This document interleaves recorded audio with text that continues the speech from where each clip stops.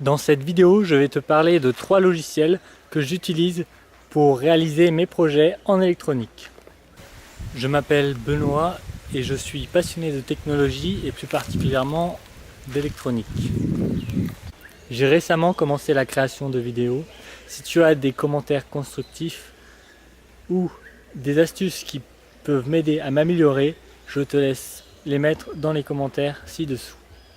Le premier logiciel que j'utilise, MindMine, est une application smartphone qui me permet d'organiser mes idées sous la forme d'une carte mentale.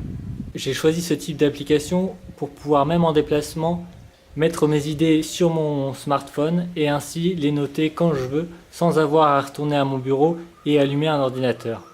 Je trouve cette application vraiment pratique et le point bonus de cette application, c'est qu'on peut exporter tous ces fichiers de carte mentale sous un format image, JPEG ou PNG, Bitmap, etc.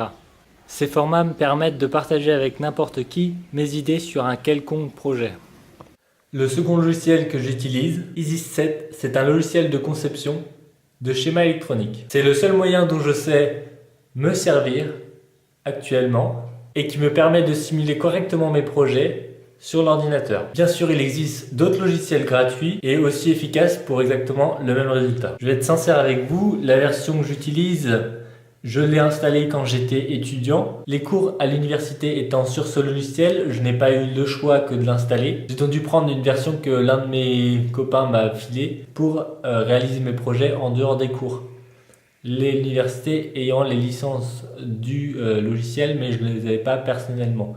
Et étant étudiant, je n'ai pas les moyens de me les payer. Le dernier logiciel que j'utilise, MPLABX IDE, c'est un logiciel gratuit de programmation qui me permet de concevoir des systèmes embarqués et de les programmer. Il vous faudra cependant investir dans un programmateur de la même marque pour obtenir de meilleurs résultats. Notez bien, si vous voulez programmer en C des microcontrôleurs 8 bits, il vous faudra installer l'extension XC8 qui est un compilateur de programme C. J'en ai fini pour ces 3 logiciels.